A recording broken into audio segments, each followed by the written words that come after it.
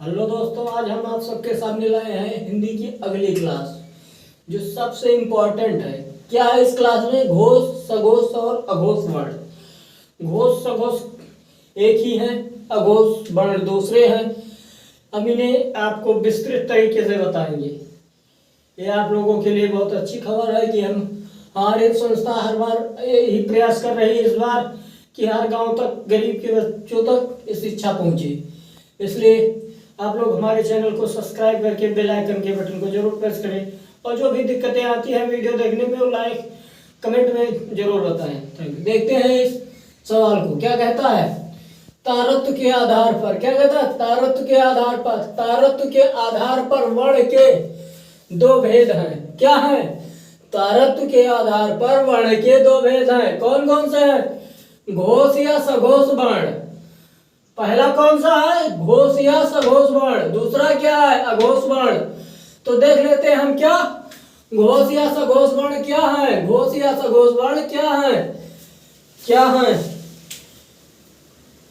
जिन वर्णों के उच्चारण में, क्या कह रहा है? जिन वर्णों के उच्चारण में तारत्व या प्रकंपन पैदा होता है उसे घोष या सघोष वर्ण कहते हैं। क्या कह रहा है? जिन वर्णों के उच्चारण में तारत्व या प्रकंपन पैदा होता है उसे घोष या सघोष वर्ण कहते हैं। प्रत्येक वर्ण का तीसरा, चौथा, पांचवा वर्ण घोष वर्ण है। क्या कह रहा है? प्रत्येक वर्ण का तीसरा, चौथा, पांचवा वर्ण घोष वर्ण है। वो कौन कौन से हैं? तीसरे, चौथे देख लीजिए। इन वर्णमाला को लिखने के बाद 1 2 3 4 5 कितने हैं? 5 हैं। 5 होने की है। और कौन सा करा? तीसरा, चौथा, पांचवा वर्ग। तो पहले दूसरे को छोड़ दीजिए। तीसरा, चौथा, पांचवा क्या करा? तीसरा, चौथा, पांचवा क्या है? घोष वर्ण है। वो कौन कौन से हैं?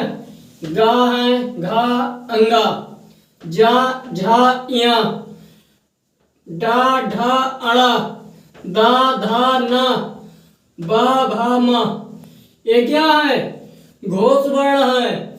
और घोष वर्ण है कौन कौन से हैं? 3 4 5 वर्ग है। 3 4 5 मतलब 3 4 5 ये क्या है? घोष वर्ण है। नोट में सबसे इंपॉर्टेंट आप लोगों के लिए लाए हैं। क्या कह रहा है? प्रत्येक अंतस्थ व्यंजन। क्या कह रहा है? प्रत्येक अंतस्थ व्यंजन और हा घोष वर्ण है। प्रत्येक अंतस्थ व्यंजन और हा घोष वर्ण है। या, रा, लावा, हा प्रत्येक स्वर वर्ण घोष वर्ण होते हैं। क्या कह रहा है? प्रत्येक स्वर वर्ण घोष वर्ण होते हैं। कौन कौन से आए? या, रा, लावा, हाँ। इनके बाद ये भी घोष वर्ण है। क्या है? ये भी घोष वर्ण है। और इनके बाद भी जो अक्षर है घोष वर्ण है वो ये है। कौन से हैं?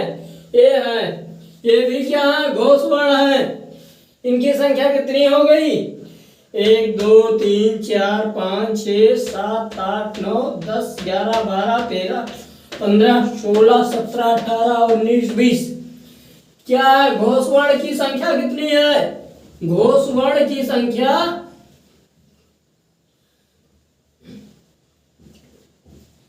घोष वर्ण की संख्या 20 है। कितनी है? 20 है। सबसे इंपॉर्टेंट है घोष वर्ण या सघोष वर्ण। जिन वर्णों के उच्चारण में तारत्व या प्रकंपन पैदा होता है उसे घोष या सघोष वर्ण कहते हैं। सबसे आसान शब्दों में आप लोगों के पास है। प्रत्येक वर्ण का तीसरा, चौथा, पांचवा वर्ण घोष वर्ण है। प्रत्येक वर्ण का तीसरा, चौथा, पांचवा वर्ग घोष वर्ण है। तीसरा, चौथा, पांचवा गा, जा, डा, धा, दा, बा, घा, झा, ढा, धा, भा, अंगा, या, ड़ा, ना, मा, ये क्या घोष वर्ण है। और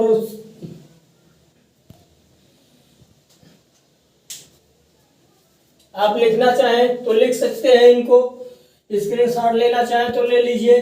बहुत ही सरल तरीके से आप लोगों को ये बताया गया है। और उसके बाद हम आपको बताते हैं अगला क्या कह रहा है।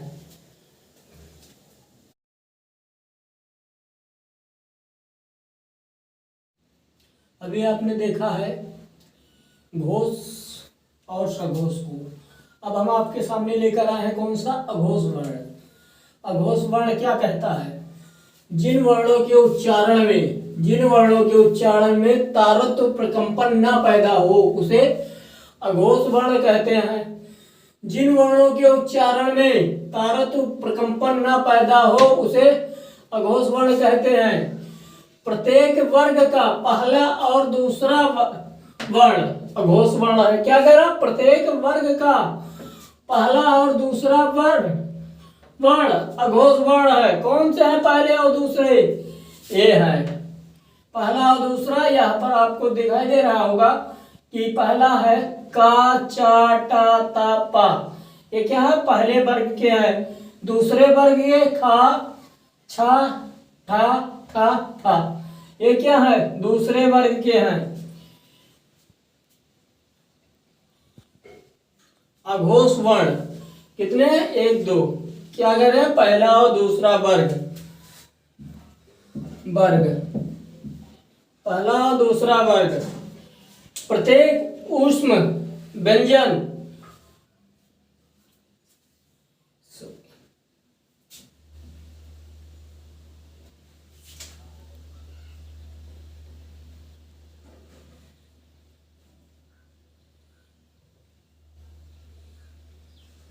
ऊष्म व्यंजन हा को छोड़कर अर्थात बड़ा सा, पेचरुआ सा, छोटा सा अघोष वर्ण कहते हैं। क्या कहते हैं, अघोष वर्ण कहते हैं।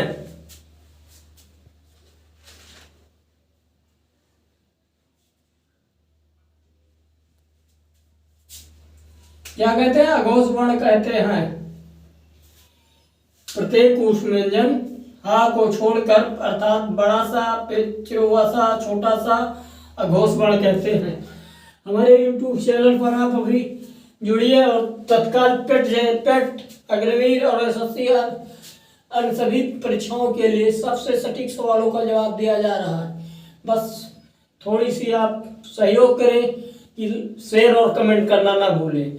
हम आपसे यही अपेक्षा करते हैं कि आप हमारे बताए गए सुझाव को सही तरीके से लागू करेंगे और जिससे आपको अच्छे से अच्छी जानकारी उपलब्ध होगी। धन्यवाद, थैंक यू।